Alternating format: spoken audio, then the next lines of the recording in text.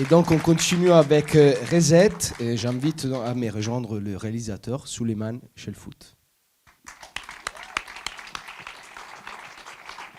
Et bien sûr le comédien protagoniste, ouais. Donc Élie Saleron, et il y a aussi Guillaume Chambeval.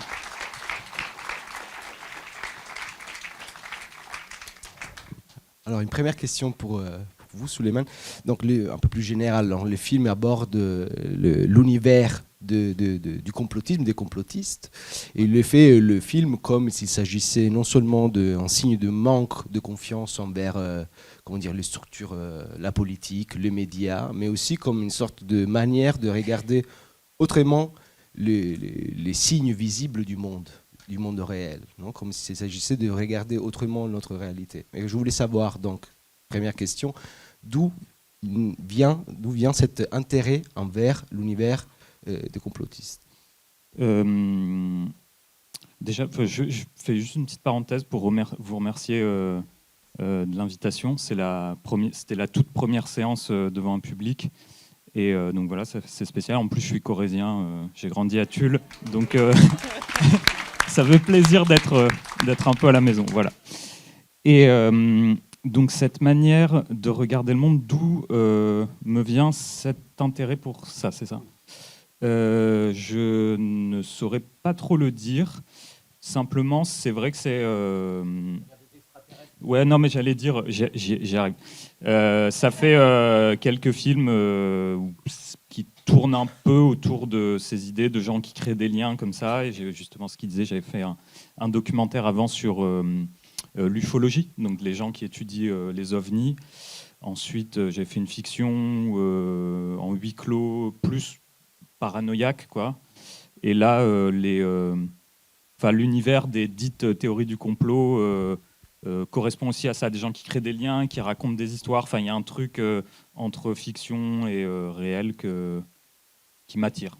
Est-ce que de la science-fiction aussi? Là, l'idée du film, je ne sais pas si c'est ce qu'on se raconte aussi, c'est un peu l'observation par rapport à la période qu'on a vue. C'était genre, ok, en fait, le monde se met à ressembler à une théorie du complot, quoi. Et un film de science-fiction, quoi. On est dans du Philippe K. Dick ou du George Orwell, et c'est comme ça que je l'ai vécu, quoi. Donc, du coup, un personnage un peu fou n'était dans le fond pas si fou, plongé dans ce bain-là. Voilà. Le film se présente comme une sorte de, oui, c'est un portrait Ouais. hybride, parce que voilà, on ne sait jamais où c'est le réel, où c'est la fiction. Donc voilà, les pistes sont complètement. Ouais. Élie, c'est des acteurs. Oui. Je le précise au cas où. Mais donc, comment s'est organisée l'écriture du film et le tournage? Est-ce qu'il y a eu une démarche documentaire dans la fabrication du film? Ok. Alors, d'où c'est parti d'une envie assez simple. C'était donc... moi, je travaillais sur un autre projet de film qui était très écrit et pour lequel je cherchais des sous. Ça prenait très longtemps. Et avec Élie, on est très potes, quoi. On se connaît depuis longtemps. On a déjà travaillé ensemble. Et on avait envie de faire un truc vite, quoi, et un peu spontané.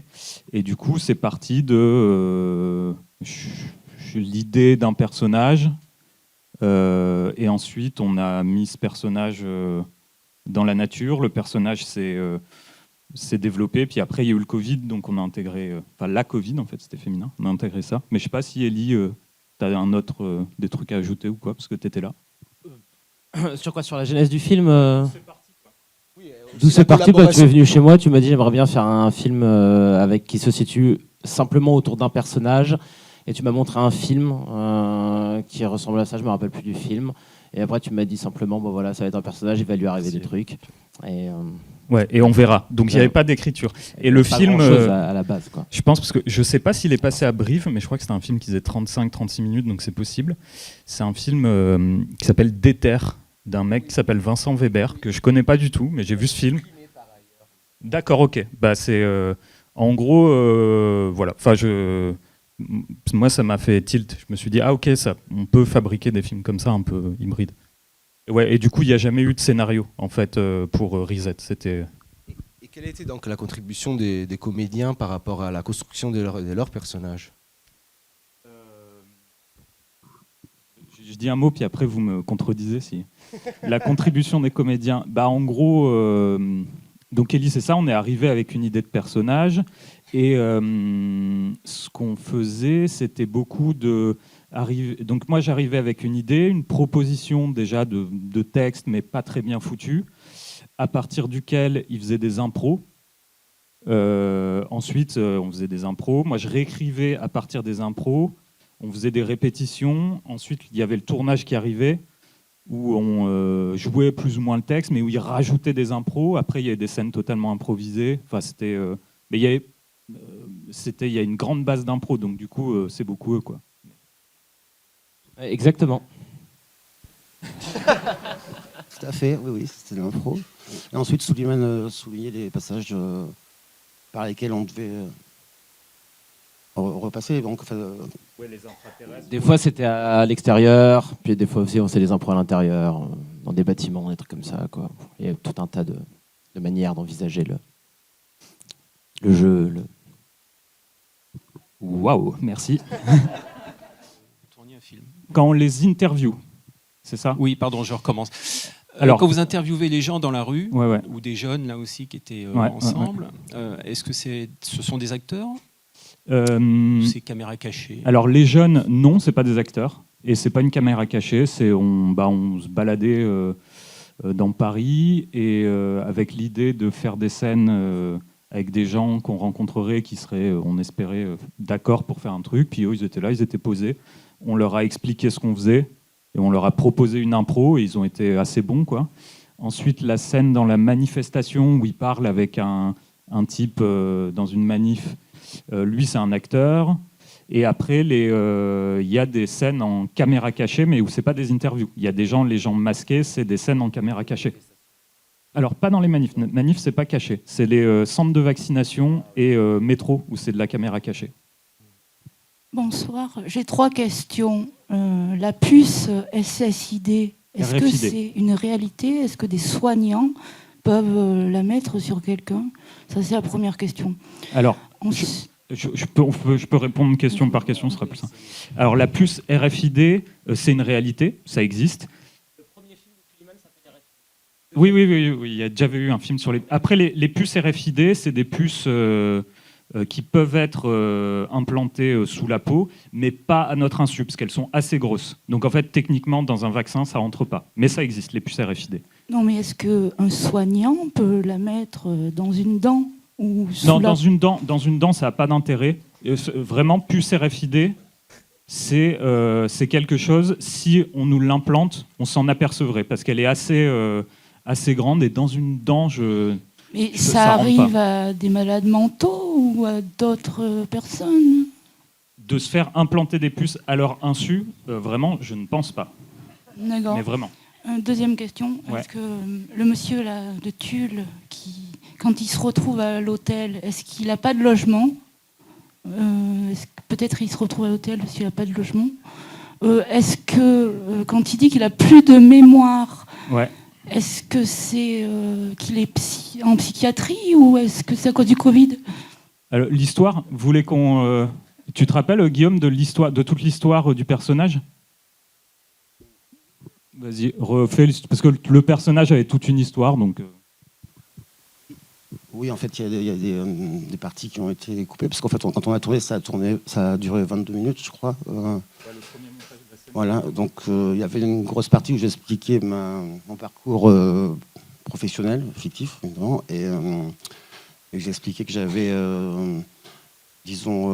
côtoyé Bill Gates, parce que mon bureau était à côté du sien, même s'il n'était jamais là, parce qu'il était souvent en voyage, mais j'étais quand même persuadé que c'était le sien.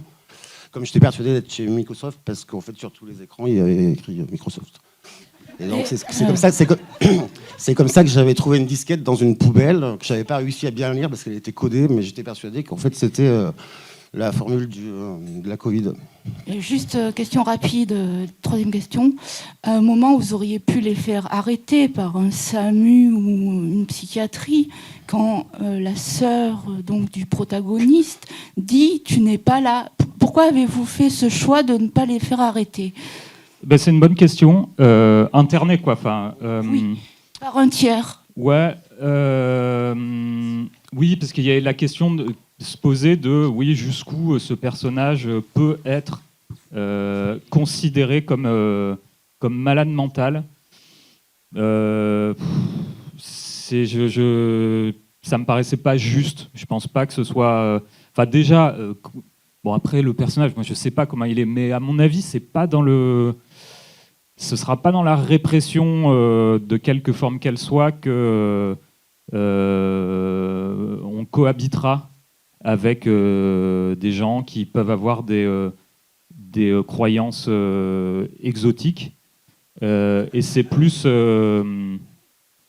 dans le, enfin je sais pas. Bah, après le film, je sais pas. J'ai essayé de faire en sorte que ça raconte un peu ça, mais dans la patience et l'amour, quoi, un truc tout simple. Voilà. Oui, pour la troisième question, il n'y a pas de notion de mise en danger d'autrui, hein. Ou alors de mise en danger individuelle. Donc de toute façon, le personnage, étant donné qu'il fait de mal ni aux autres ni à lui-même, je pense que ça peut pas être retenu comme critère suffisant pour un internement, même à la demande d'un tiers. Voilà. Bonsoir. Moi, ma question, c'est pour l'acteur de... C'est là. Ah, merci. Pardon. Moi, ma question, c'est pour l'acteur de Pietro. Toutes les fois où vous êtes en live, que ce soit sur Twitch ou dans la rue, du coup, vous étiez seul. Et est-ce que dans votre quotidien, en tant qu'acteur, pas dans le personnage, vous étiez là, ah ben, je vais faire une scène maintenant pour le kiff? C'est arrivé une fois. J'avais fait une scène où une fausse vidéo sur moi-même, enfin sur le personnage de Pietro, où il y a on va dire des complotistes un petit peu plus ultra et un petit peu plus purs qui décident de faire une mise en garde contre Pietro Lefebvre. J'ai passé beaucoup de temps à la faire.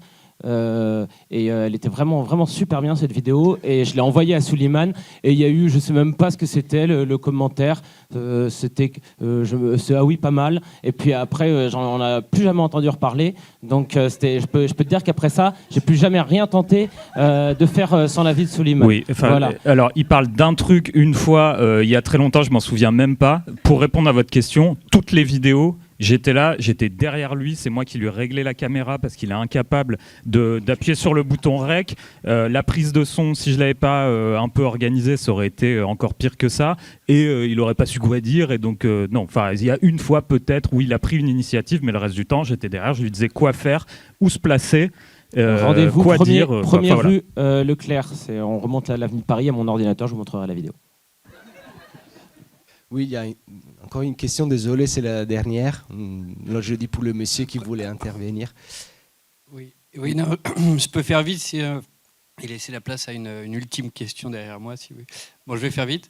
Oui, merci et bravo d'être allé jusqu'au bout de cette aventure. Je suis là. Ouais. Et j'aurais pu laisser un peu plus longtemps. Non, je plaisante. Et donc, voilà, non, j'avais juste une question aussi en termes de production, parce que j'ai vu qu'il y avait pas mal de logos qui ont suivi le générique. Et je voulais savoir après comment ça s'est passé, du coup, si vous avez tourné avant d'être produit, si vous avez eu des financements après pour la diffusion, voilà. Ouais. En gros, ça a commencé en autoproduction. Au bout d'un moment, j'ai commencé à travailler avec Laurence Lama, qui est un producteur, un bon ami, qui a mis un peu d'argent et qui est de sa poche et qui a fait un accompagnement artistique, mais qui me disait vas-y, fais ton truc, et puis qui me donnait son avis de temps en temps.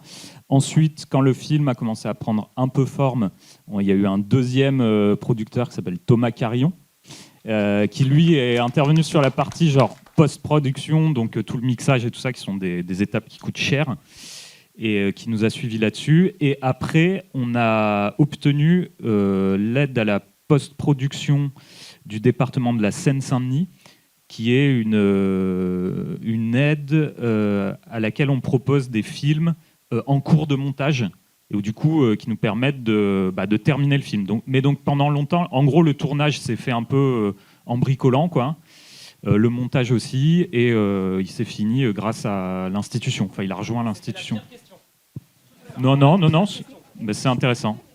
Oui, non, désolé, le temps est... Merci à tous. Merci à Suleiman, merci Elie, merci Guillaume.